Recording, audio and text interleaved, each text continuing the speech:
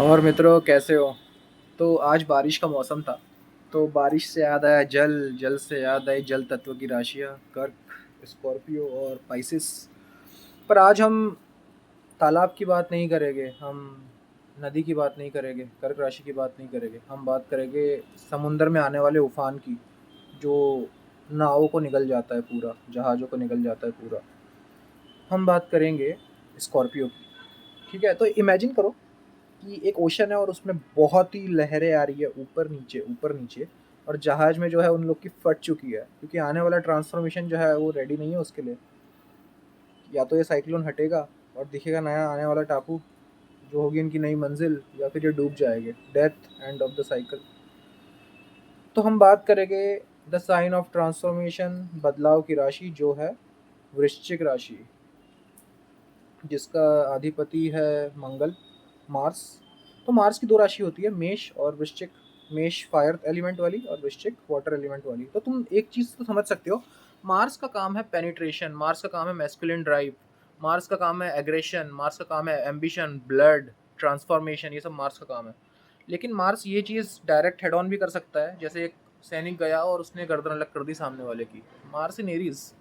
लेकिन मार्स यही चीज़ manipulation, tactics, sudden event, deception, और सडनली कुछ हो जाए जिसके लिए वो रेडी नहीं है। बेसिकली एक मार्स वो है जो तलवार लेके ऊपर से जा रहा है, दूसरा मार्स वो है जो गुरिल्ला वारफेयर कर रहा है, छुप गया है, ज़मीन के नीचे गड्ढा करके चला गया है, माइनिंग, पेनिट्रेशन, डाइविंग, और नीचे से निकल के मार रहा है।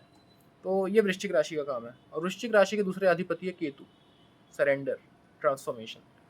अब स्कॉर्पियो राशि में होता यह है ना कि आपका ट्रांसफॉर्मेशन होगा जैसे ही एट्थ हाउस या एट्थ साइन एक्टिवेट होती है।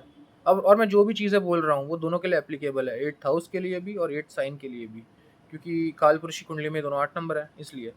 तो होता यह है कि लाइफ में सडन ट्रांसफॉर्मेशन आ जाएगा जैसे भी एट्थ हाउस, एट्थ का लॉर्ड या एट्थ साइन स्कॉर्पियो एक्टिवेट होता है। Transformation can be psychological, transformation can be mental, transformation can be spiritual, transformation can be physical transformation में तो हो सकता है कि हॉस्पिटलाइजेशन, हो सकता है डिसीज, हो सकता है हीलिंग, क्योंकि healing is itself also a transformation, कि you are fucked up and now you got healed again, positive influence of eighth house. और या फिर हो सकता है death. Now that death can be psychological, spiritual as well, it can be an ego death. आपका पुराना version, आपका पुराना क्वांटम लीप, आपका पुराना एग्जिस्टेंस, इट्स एलिमिनेटेड। या हो सकता है biological death, you are gone, you are done with this world, death हो गया, एंड ऑफ स्टोरी। तो basically simple, all in all, eighth house is about secrets, eighth house is about transformation, eighth sign is about secrets, eighth sign is about transformation. तो जो भी चीज़ transform हो रही है, जो भी चीज़ आपको ट्रांसफॉर्म करके एक नई जगह ले जा रही है, death of an old self, rising of a new self, तो ये चीज़ को कंट्रोल करती है स्कॉर्पियो राशि, और यही चीज़ को कंट्रोल करता है अष्टम भाव। अब देखो, स्कॉर्पियो जो राशि है उसमें 3 नक्षत्र है। एक है अनुराधा नक्षत्र, अनुराधा नक्षत्र के मालिक है शनिदेव। तो बेसिकली मंगल की राशि में, मंगल के जल तत्व की राशि में शनि की एनर्जी। तो बेसिकली क्या होगा, 8 साइन है डिजास्टर, ट्रांसफॉर्मेशन, वाटर के हिसाब से, लेकिन शनि की एनर्जी आ गई in a controlled way. Disaster management in a controlled way कहाँ होता है, डेंटिस्ट करता है, mining, drilling, disaster management in a controlled way. तो ऐसे लोग डेंटिस्ट हो सकते हैं, ठीक है। ऐसे लोग डिजास्टर मैनेजमेंट की किसी फील्ड में बहुत अच्छा कर सकते हैं, ठीक है। वो तो हमको अलग अलग पद देखने पड़ेंगे, उसका नवांश कौन से पद में किसका क्या साइन आ रहा है उससे पता, हम डिटेल में सब बता सकते हैं, लेकिन मैं आपको एग्जांपल देने की कोशिश कर रहा हूँ बस। अगला नक्षत्र है, तो बेसिकली पहला विशाखा का पद आता है, उसके बाद अनुराधा आता है, और उसके बाद आता है ज्येष्ठा नक्षत्र। अनुराधा मैंने आपको बता दिया। विशाखा नक्षत्र के अधिपति है गुरु। तो मंगल के साइन में ट्रांसफॉर्मेशन होगा, लेकिन ट्रांसफॉर्मेशन के कारक बनेंगे गुरुदेव, यानी एक्सपांशन, पॉजिटिव एक्सपांशन के कारण लाइफ में ट्रांसफॉर्मेशन आएगा। अब गुरु एजेंट कहाँ बैठा है, वो गुरु को पोजीशन देख के हम पता कर सकते हैं, ठीक है। अगला आएगा ज्येष्ठ नक्षत्र, जो कि बुध का नक्षत्र है। अब ज्येष्ठ नक्षत्र के अधिपति है इंद्रदेव। तो ट्रांसफॉर्मेशन लाइफ में आएगा through speech, through communication, through mental manipulation. Basically ज्येष्ठ नक्षत्र के जो लोग होते हैं ना, उनको रूलिंग पोजीशन में इंद्र को ही देख लो, इंद्र अपनी पोजीशन और सत्ता कैसे संभाल के रखता है, मैनिपुलेशन करता है, अप्सराएं छोड़ देते हैं ऋषि मुनियों को जिनसे डर लगता है, पावर गेम्स खेलते हैं, डोमिनेशन गेम्स खेलते हैं, माइंड गेम्स खेलते हैं। इंद्रदेव ने ये सब किया है, बहुत बार किया है। हालाँकि वो काफ़ी बार हम्बल भी किए गए हैं, बट बेसिकली ज्येष्ठ नक्षत्र वाले लोगों का जो बिहेवियर है ना, वो थोड़ा इंद्रदेव से मेल खाता है। तो again Mars driven transformation given rise by mercurial energy, है ना?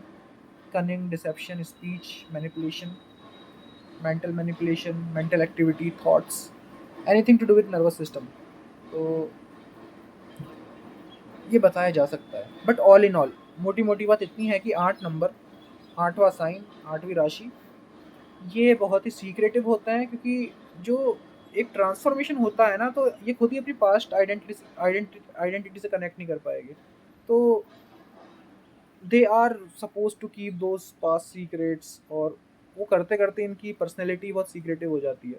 अब एक और ख़ास बात ये है स्कॉर्पियो राशि की, कि इन लोगों को एक्सेस हो जाता है अब, क्योंकि इतने ट्रॉमा के थ्रू और इतने ट्रांसफॉर्मेशन के through this people have passed on through, इनको एक्सेस मिल जाता है सीक्रेट इन्फॉर्मेशन का। Can be occult, can be psychological information, can be information की इस सिचुएशन में कोई कैसे बिहेव कर सकता है। बेसिकली साइकोलॉजिकली काफ़ी एस्ट्यूट होते हैं, इन्हें पता होता है, like they can see behind the veil if they happen to develop such skills.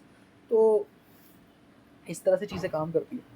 So this was just a random video. मेरा मन किया, बारिश आ रही थी तो मेरे को याद आया स्कॉर्पियो, और स्कॉर्पियो से हमने बता दिया आज जो भी हमें बताना था।